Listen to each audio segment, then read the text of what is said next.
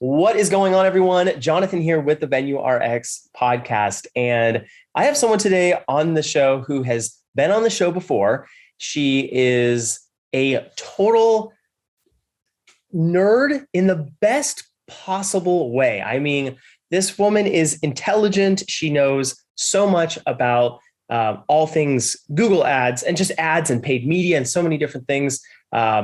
Welcome to the show, Christie Osborne from Mountainside Media. Thank you so much for coming back on.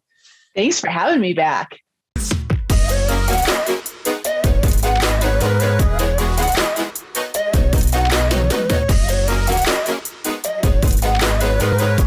Awesome. Well, so excited. I cannot wait to get into this conversation because I just saw you like a month ago in Vegas for Wedding MBA. And I just like briefly grabbed you for a second, got a couple sound bites. But I wanted to have you back on specifically because I know at the beginning of the year, venues, wedding and event businesses are understanding that it is engagement season, right? And so everyone wants to be at the top of their game, and people are maybe doing rebrands and all these different things are happening. There's a lot of movement. And I wanted to talk specifically about the ads game, about marketing, and all of the tech stuff that you do. That's such a grotesque way to say it. No, it's so accurate. It's so accurate. That's what I do. Tech stuff. Tech stuff. That is exactly right. Christie, just for some background so that anyone who is late to the show and doesn't know about you or Mountainside Media and doesn't really understand what you do, could you just give us a Spark Notes version of what Mountainside Media is and how you serve clients? Yeah, basically, I make sure that when clients are spending money on marketing efforts, whether that's hiring a freelancer or investing in paid advertising, that they're actually making more money than they're spending on those efforts. How often do you see that scenario playing out where they're actually not making more money than they're spending? Oh, we all do it. We all do it. Okay. That's part of it. Or they're making more money than they're spending, right? Like they're profitable, but they don't exactly know what's making the most money and what might not be making any money at all.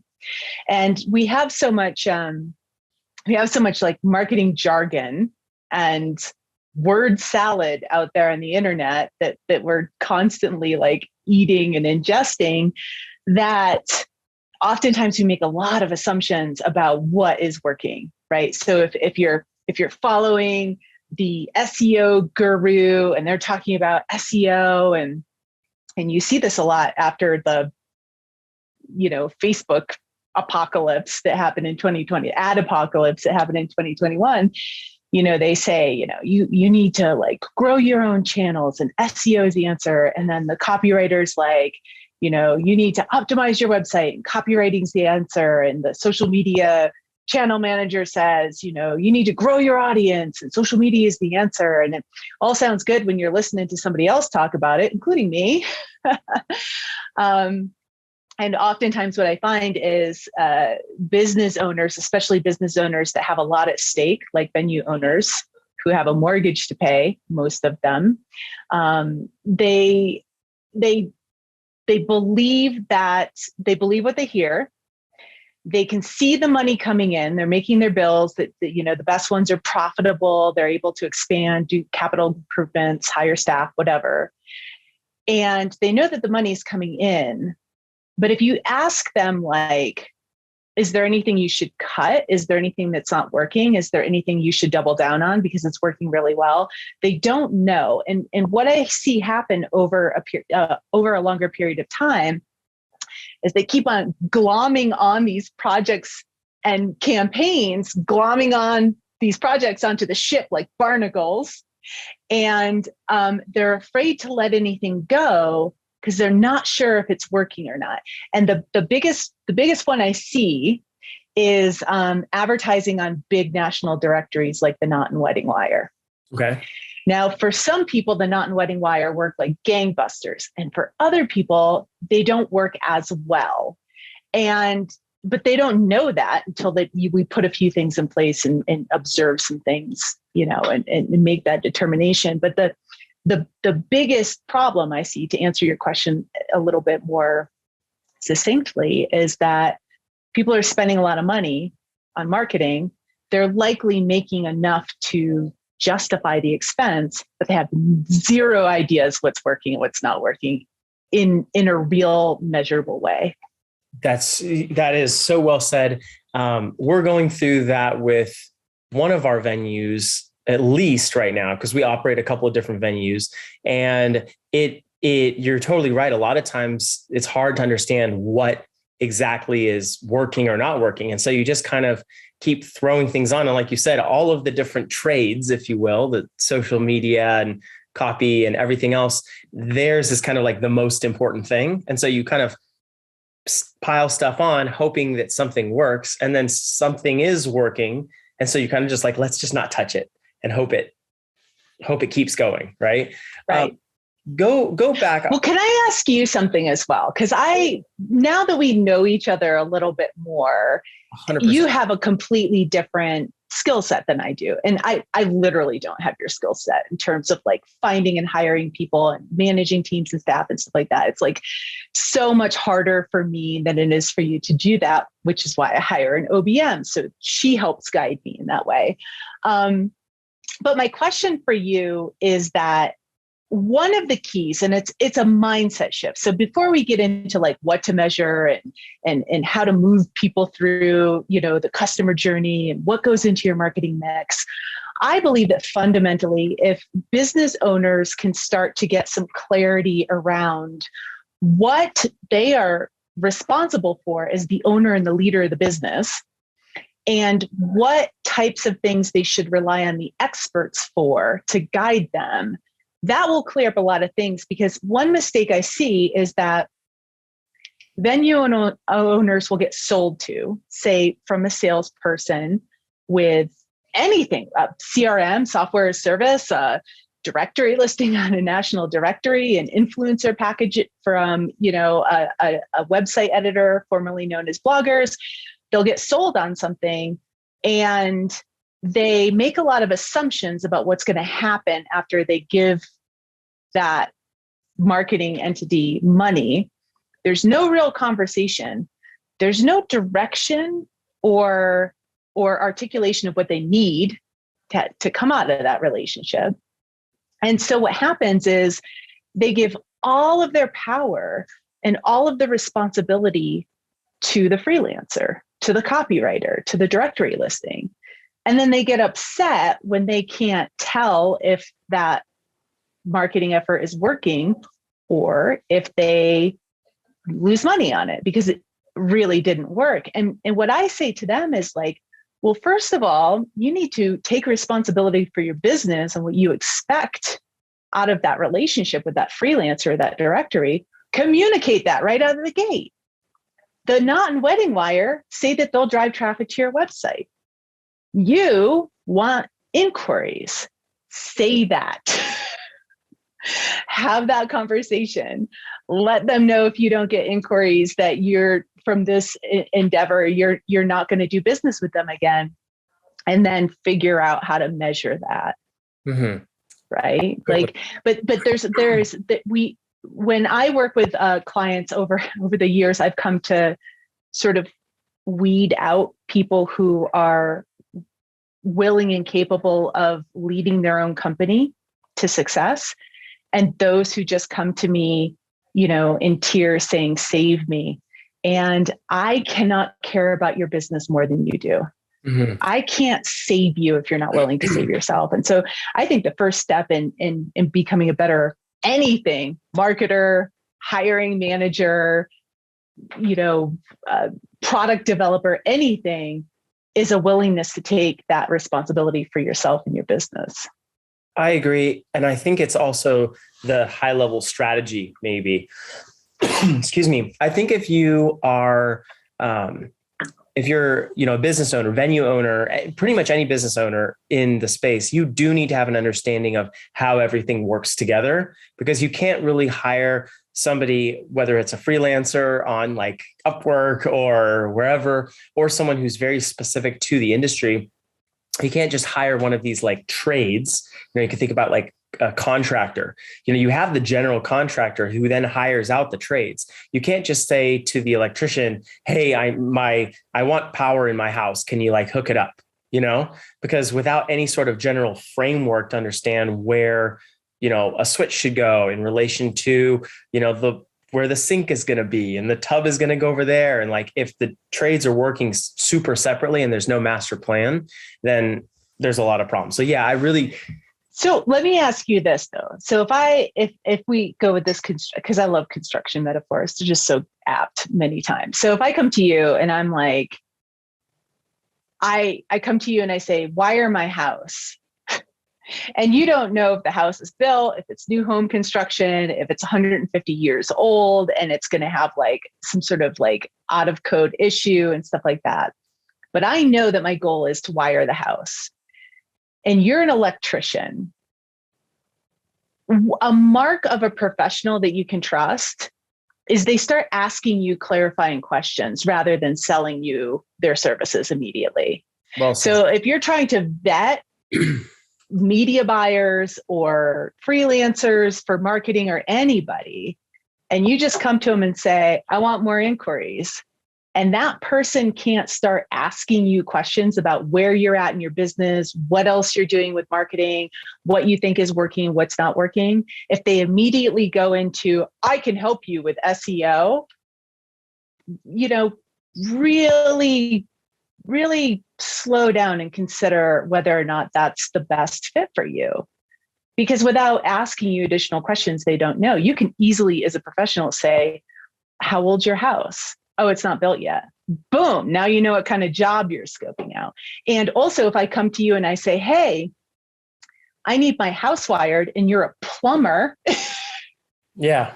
You could say, like, I can't help. I do that all the time. I had a videographer come to me some months ago, and if you've ever been on a strategy call with me, you know that I do math on the fly, because that's how I can tell whether or not we're going to be a good fit and you're ready to invest in advertising. And so we're talking and I'm doing math. And one of the questions I'll ask you is, what's your close rate? When you get somebody on a Zoom call or on a venue tour, how many can you close out of 10?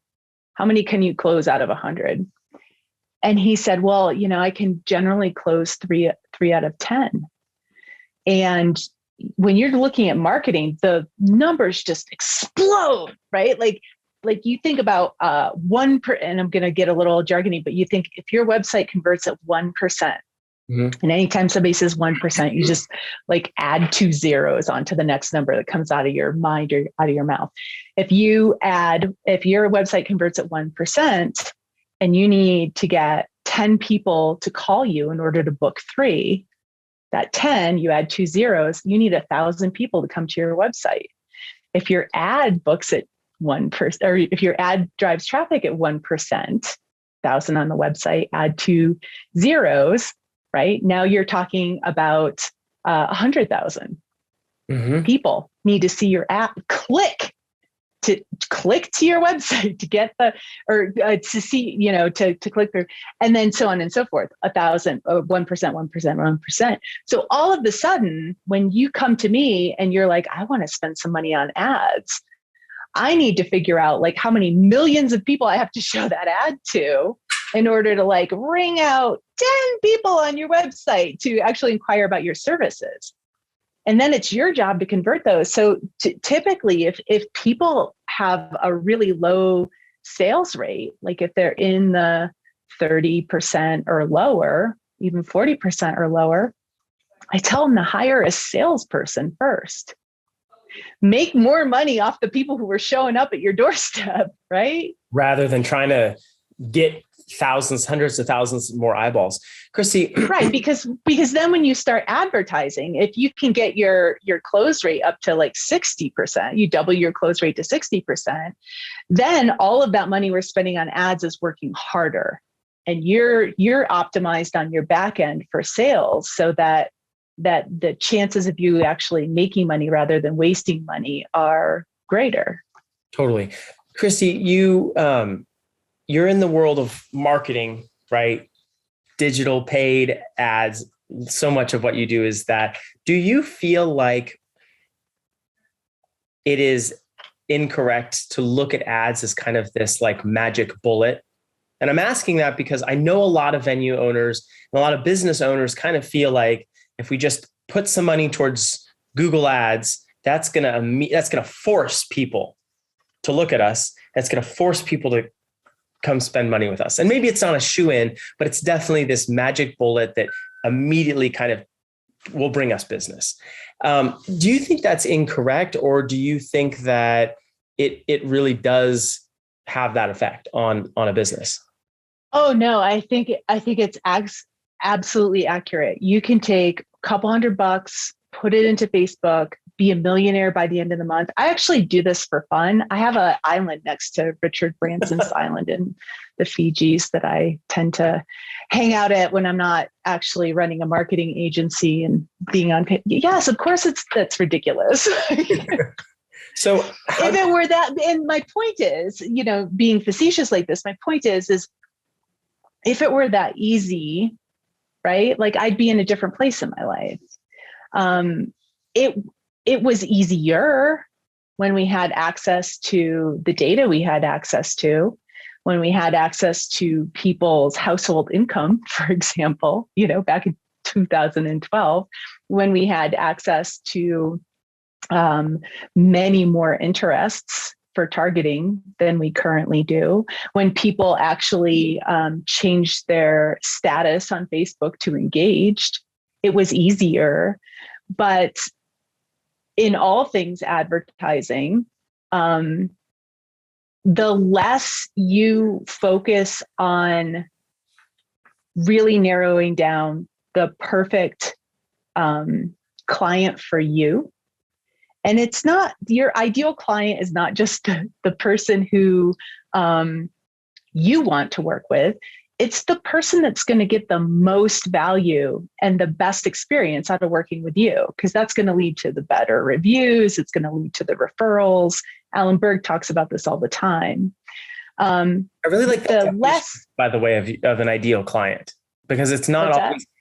I like what you said though about the definition of the ideal client, and I feel like people think about the ideal client avatar as someone who they want to work with, but it has to do with value. You're totally right. And for a venue, it has to do with the type of person who wants to get married at your property. I mean, that's not something you can't just like change it real quick, Yeah. Yes. Yeah. 100%. And it really is dependent on your venue and, what your venue has to offer and how it's different from other venues and whatnot. But the more you focus on those aspects of marketing and building your content and messaging around understanding your core market, your ideal client, not just who you want to work with, but who's going to get the most out of working with you, the less expensive your marketing and advertising is always going to be. There's a reason why Super Bowl ads are so expensive. And that is because those advertisers are just blasting an audience, just a random audience of everybody, hoping that if they're clever enough, they'll get a teeny tiny bit of that audience to actually take action and purchase a product or something. The same is for you.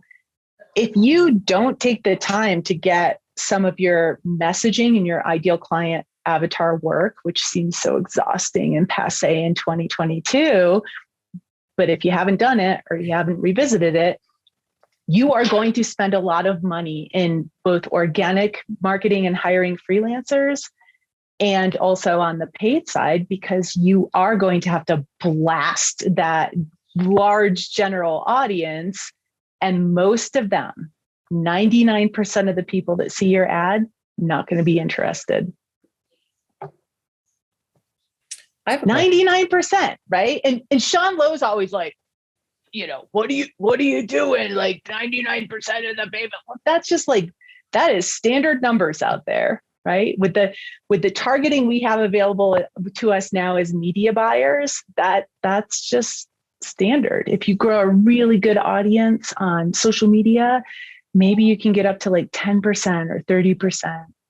Unicorns can get 50% of the people to take action within a certain, finite period of time with a certain campaign. But, if somebody's telling you like, if you have a 50% conversion rate, you're leaving 50% on the table. I call BS on that. I mean, come on. How many times have you gone to think of how many websites you visit every single day. Are you giving everybody a buck? No, for a variety of reasons, a lot of which are legitimate. Yeah. And may not even have to do with, you may just not be ready to buy or make a purchase. Yes, you might not be ready to buy. And look, I love Sean Lowe. I think that he shakes people up in a way that gets them out of their complacency. But when people come to me with numbers like, we're interested in rapid growth and, we want a 80% conversion rate on our website.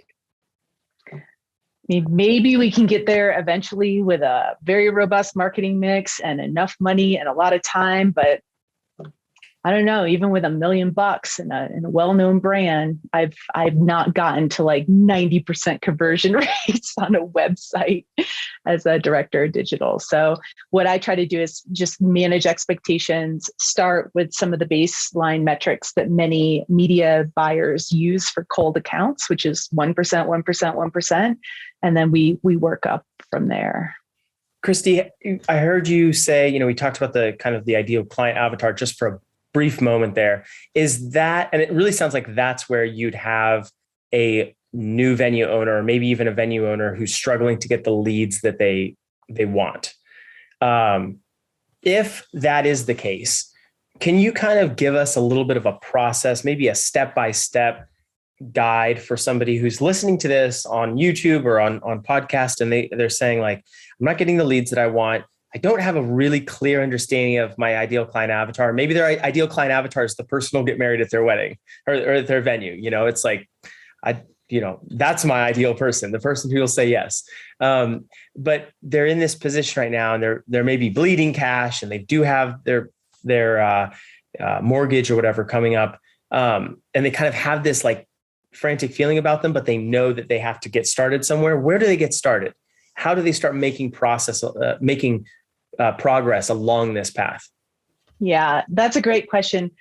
When we talk about like ideal client avatars and whether or not we're attracting our ideal clients, old school marketers used to call that product market fit, right? And that is basically like for whatever you have available to folks in terms of your product, your venue, and however you're messaging around that, communicating the value of your property. Are there people out there that they're biting on that? And I have a client right now that's wondering about product market fit. And the way you figure out whether or not you're attracting an ideal client is kind of twofold, right? One is just to go by gut instinct, right? Are the people who are coming through your door asking the right questions, interested in what you have? Are you just attracting price shoppers? Are you attracting jerks that you don't want to work with? Like intuitively, we can understand whether or not we want to work with the majority of people that are coming through our door. But from a numeric standpoint, just to kind of like get this out on the table as measurable stuff, oftentimes you can identify whether or not you have a product market fit by looking beyond your website and seeing if people are engaging with your brand in other ways. So are you getting engagement on social media? Are you getting DMs from potential clients asking you questions that aren't inquiries, but they are showing intent to book? So are you available in 2023 in July? What is your pricing? Do you have outdoor ceremony space? Do you allow me to bring in my own cake or liquor or whatever? Those types of questions show booking intent. So if you're seeing people interested in you outside of your website, just kind of out in the wild of the internet, the wild of the internet and social media, the wilderness, you probably have a decent enough product market fit the next place that I look once I determine like, yeah, there's folks out there that are considering this brand. And you can also look at like your SEO and your Google Analytics and see where traffic's coming in and what kind of keywords you're ranking for and stuff like that. Once you have an understanding that people are generally interested in your brand out in the wild, then you want to focus in and ask yourself, is my website actually functioning to turn traffic into inquiries, right? Or am I getting enough traffic? Because if you have all this action out on social media because you hired this like crackerjack social media channel manager and nothing's coming into your website, then you have a traffic problem. And people come to me all the time and they're like, well, I get most of my inquiries on Instagram now through the DMs. I'm like, probably, but they're still looking at your services page on your website because your Instagram, even with highlights, is not the most organized place to get information. But your website is. You have services, you have an About Us page, you have a inquiry page. So likely people are looking at your website irrespective of how they're contacting you with that initial contact. So are you getting enough traffic? And then if you are getting enough traffic, which for venues in particular, I like to see a good, healthy venue in a major city like Houston or Atlanta or LA, San Diego, San Francisco, even Omaha, Nebraska, around 2,000 to 2,500 sessions a month. If they're getting around 1,200 to 1,600 a month, we can work with that. If you're getting below 1,200 sessions a month, you have a traffic. Yeah, the visitor.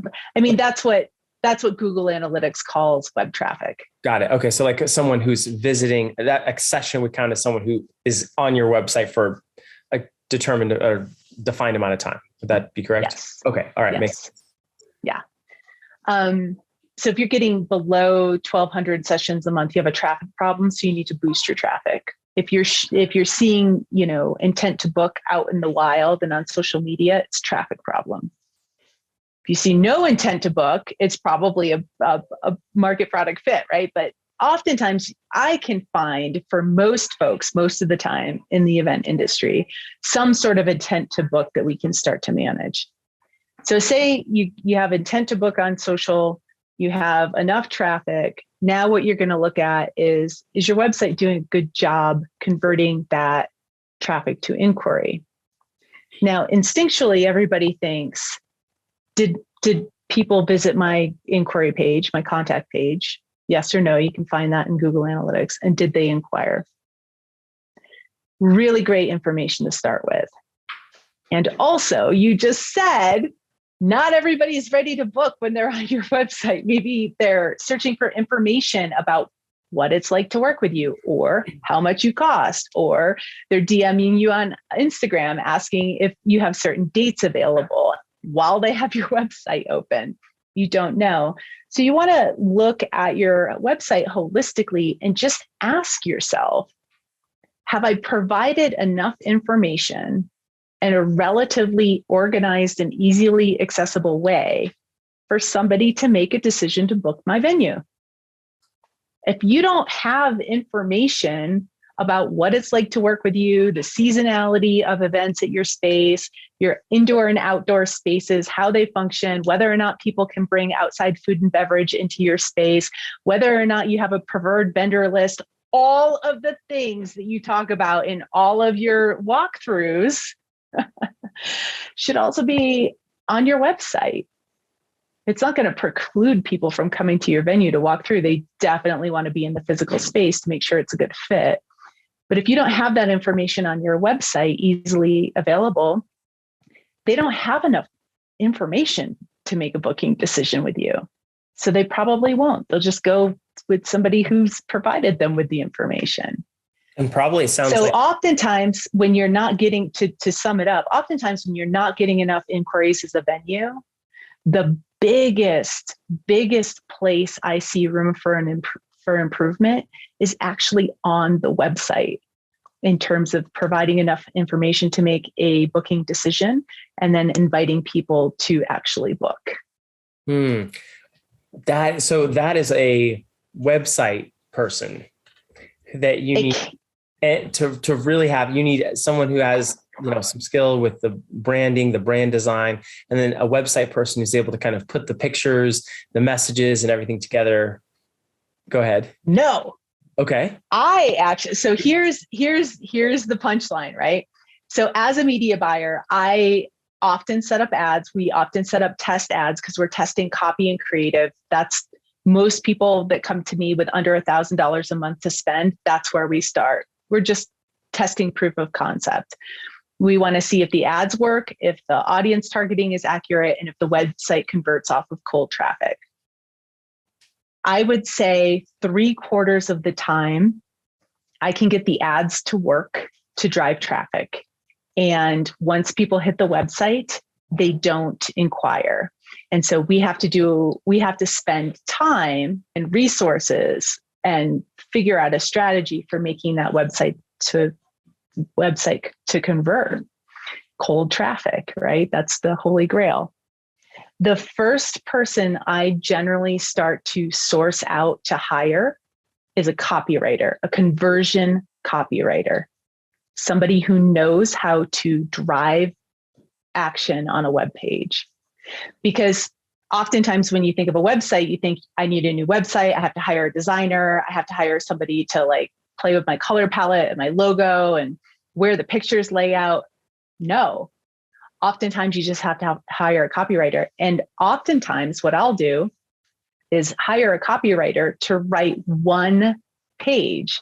And that is a landing page that all cold traffic goes to in order to find out more about your venue, get their frequently asked questions asked, and has a contact form in order to book, or buttons where they can go to other parts of the website.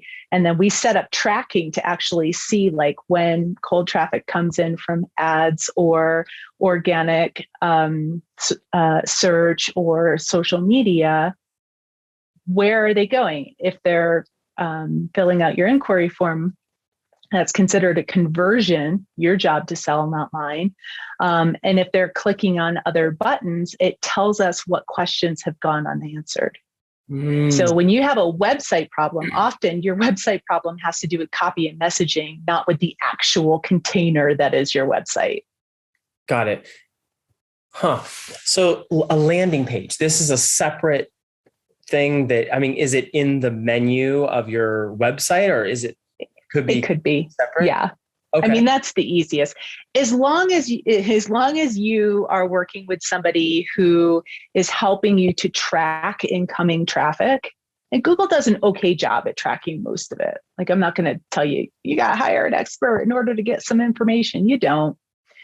But as long as you're doing some sort of tracking somehow to determine when somebody comes in from a channel like Instagram or organic search or paid advertising, and they're hitting this page, a landing page is just the page that they land on your website. It doesn't have to be hidden.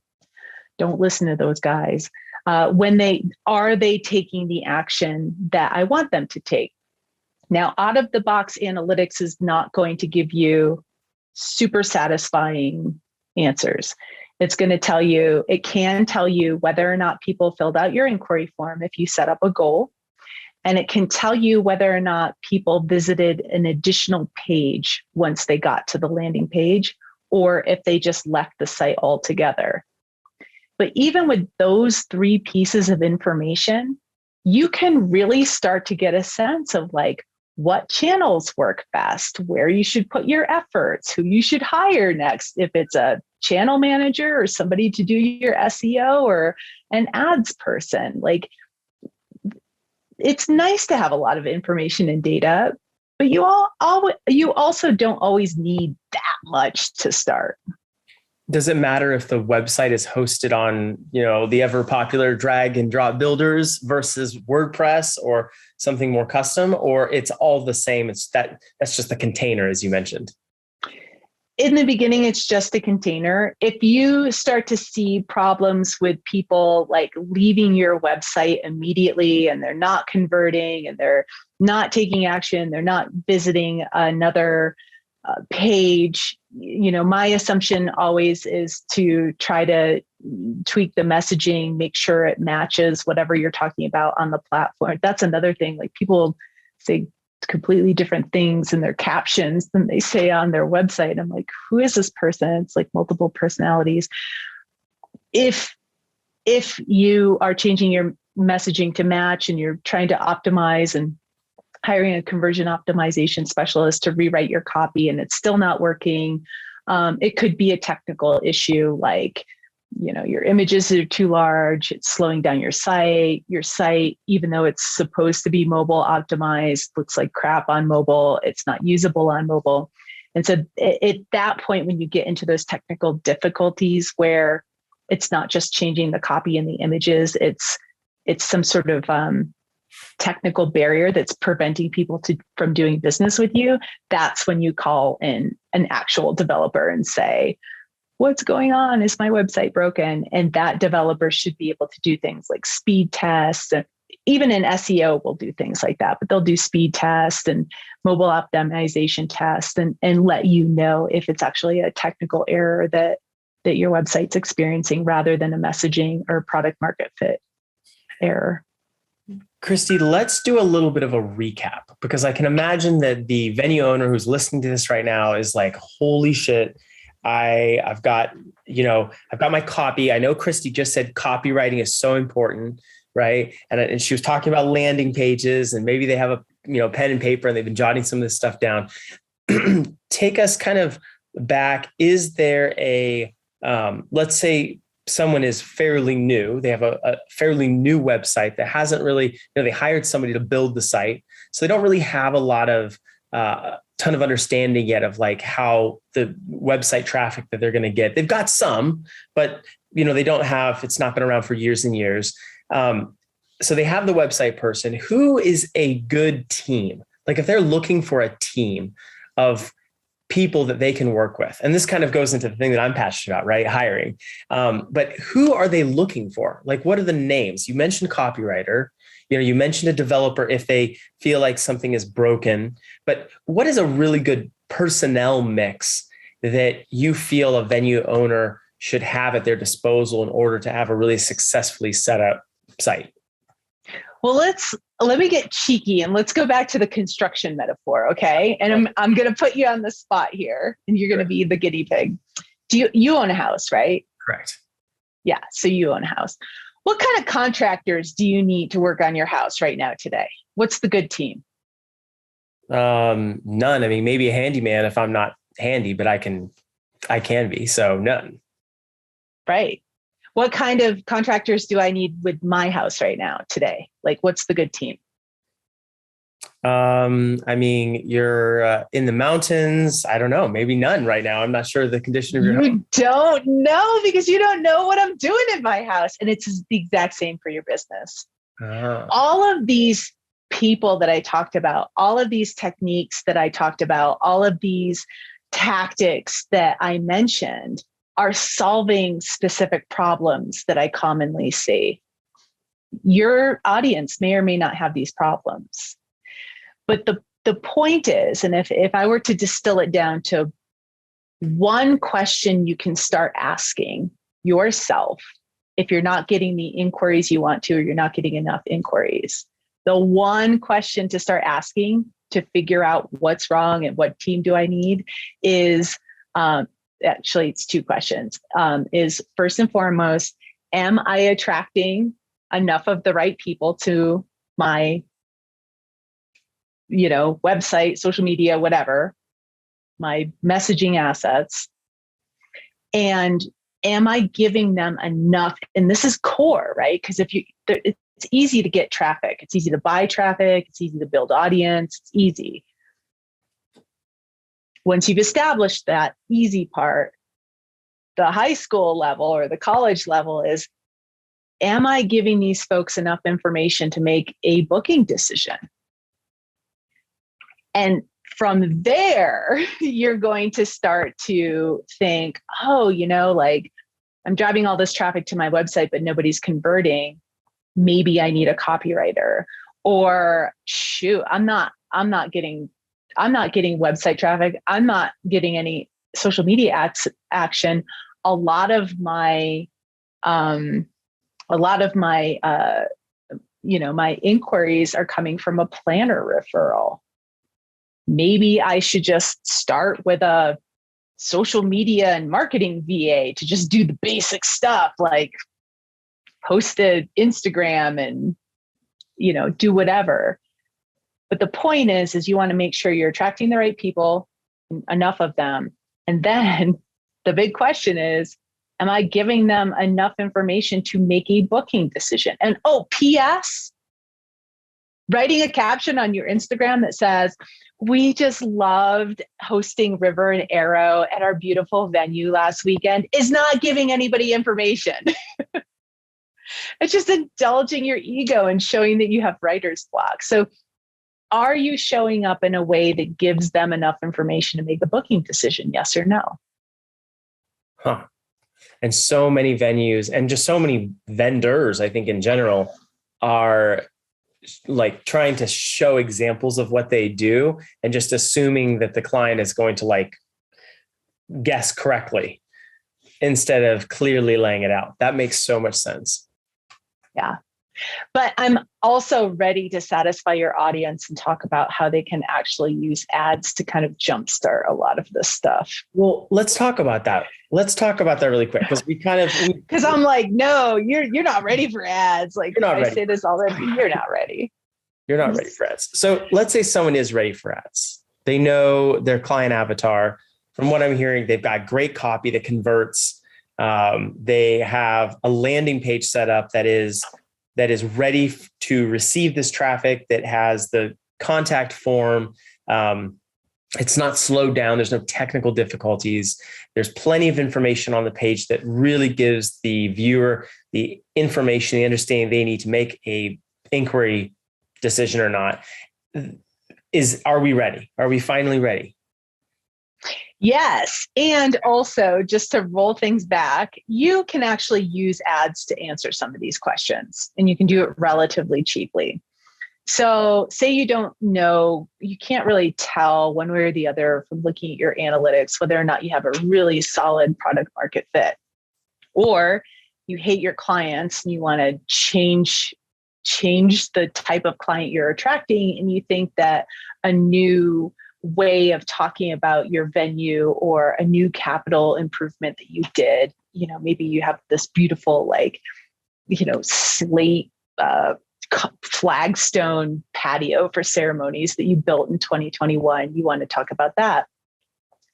You can set up some Instagram ads and test different pictures of the new patio and test different captions on Instagram to see if you can drive traffic to your site. And if you set up a nice little test, like a A/B test, or I like to do 3 to 5 ad split testing, you can start to get a sense of what picture and what caption is actually going to drive interest in the form of traffic to your inquiry page. And so now you've spent, maybe $10 or $25 a day for 2 or 3 weeks on Instagram, and you know exactly what picture and what verbiage to use that drives the most interest. And what you can do is you can take those insights to write that landing page that we talked about, because you've just tested it in the market and you can see what drives traffic. You can also quickly determine when you're running those initial test ads, whether or not your inquiry page converts. Maybe they don't have enough information. And so in addition to understanding what messaging is going to be the most compelling for your audience, you also start to get a sense of, just dumping somebody into a contact page doesn't give them enough information to do business with you. So maybe you want to work on that as well. And that's on the social side. On the Google ad side, also known as pay-per-click or AdWords, I love this for venues because the venue is the first, typically. Very rarely will somebody book a planner, or even more rare, a photographer first. So you get booked first, which means you're probably not getting referrals, right? You're probably getting internet searches and hashtag searches. So PPC ads are really great for venues because they always show what's called down funnel intent or booking intent. People are searching for outdoor wedding venues in Charleston, South Carolina. And if you put some money and some ads behind those keyword terms and your ad shows up and people click on it, it shows intent to book an outdoor wedding in Savannah. And that's very powerful information to have, right? And then as long as when they get to your website, you are giving them enough information to make a booking decision, and a booking decision is, inquire, and part of that is inquiring, then you're in business, right? And so those Google ads really can show down funnel booking intent immediately. And if you can get that, if you can earn that click on the Google AdWords side, you know that the intent is there. And if they're not converting, there's something that you need to address on your website, whether that's giving them a page with more robust information, or making sure that the messaging and the look and feel of your brand match, or whatever it is. But at least now you're on solid ground and you can start asking better questions about what you're going to do next that will lead to that hire. Got it. That makes so much sense. It's so clear. I think this has been fantastic information. And I think that venue owners should go back and listen to this again and again, because this is, the way that you have to look at your business. You can't think that just because you spend all this money and you have this beautiful venue, you can post pictures on social media, you can continue adding to your venue, which is something I see a lot of venue owners do consistently. But you really have to have a strategy for how you're going to get people to look at your website and make a decision to come out and see you at the property. And then, of course, the tour and converting that to an actual booking, that's a kind of a different issue on that side of things. But you really have to have a very thorough understanding of how you're going to get those eyeballs on your business and get those leads coming in. So Christie, thank you so much for spending your time here with us today, going over this stuff. It's been really, really action-packed in my mind. And just from a concluding standpoint, when does a venue owner, in your opinion, need to start hiring, maybe hire somebody who is more of a professional like you? Someone who is, because you're focusing on Google, like paid ads specifically. It's kind of I do ads and analytics.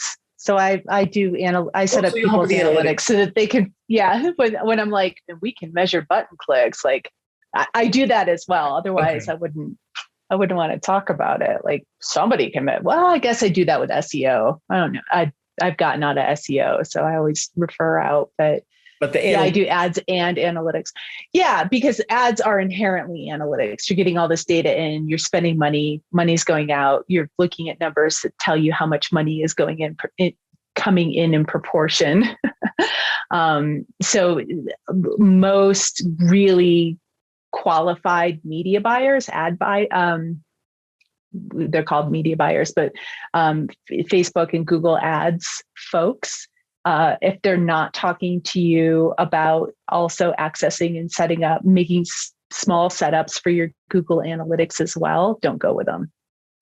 Got it. So, and even Facebook with their changes said, don't trust our analytics anymore. And luckily I had been cross-referencing Facebook's analytics with Google Analytics for years before 2021. They were like, don't trust us anymore.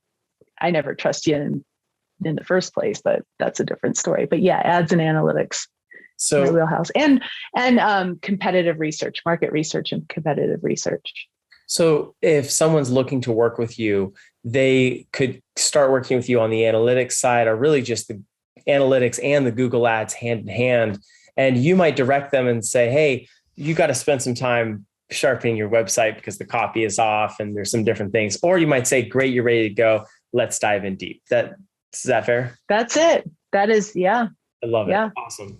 Well, I'll shoot you straight. If I think you need a sales coach or a copywriter or, whomever to help you out, I'll definitely shoot you straight.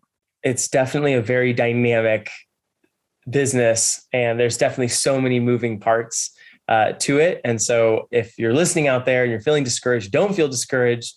There are amazing pros. There are people like Christie who are, spending their time on this podcast to help enlighten us. But, just take one thing at a time. And I really appreciate you taking your time today, Christie, to educate us on this. Thank you so much.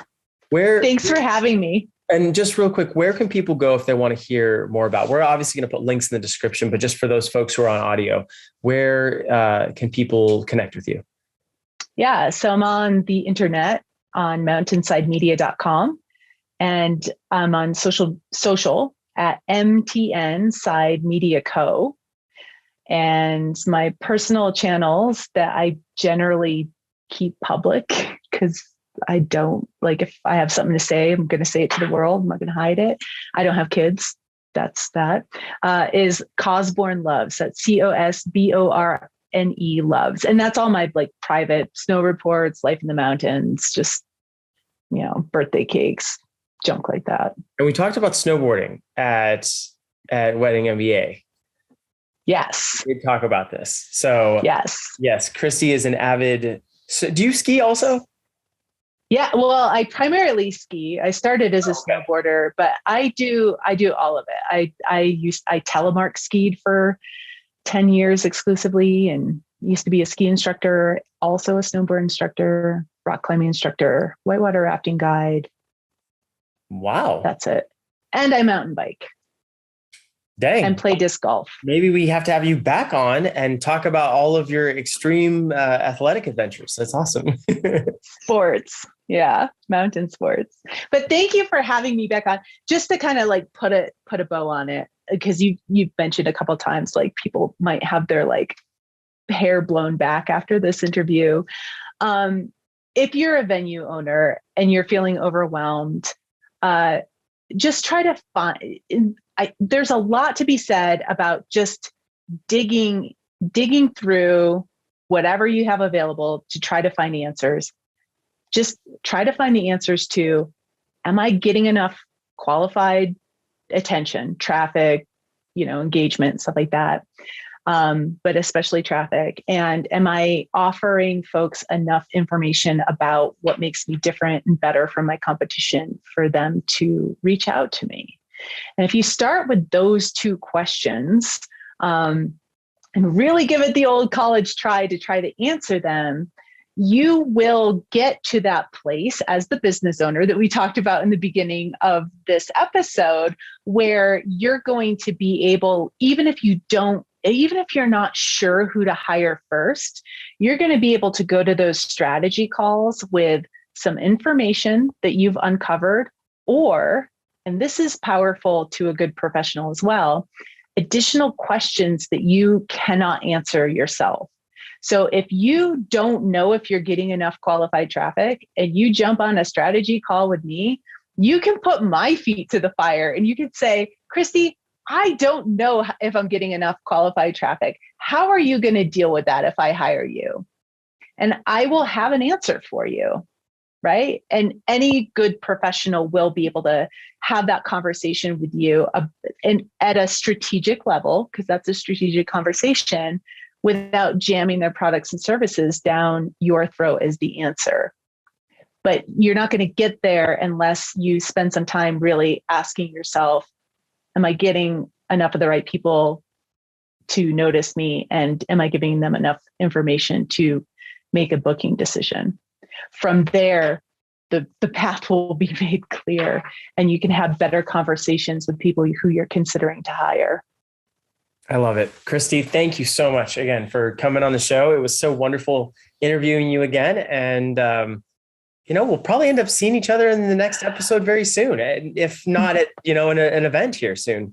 Well, we're both going to be at TSE Catersource. So If any venues also do F&B and end up attending, or if they do plan, because venues always do everything. So if any venues do F&B and are going to be at Catersource, or if they do planning or florals as add-ons and they're going to be at TSC, we're both going to be there. Yep, we sure are. I'm going to be speaking, and first time speaking ever. I was just talking to you about this. Very excited, but talking about hiring. So yeah, it'll be good. Come say hi if you're there to both of us. And yeah, we'll see you soon.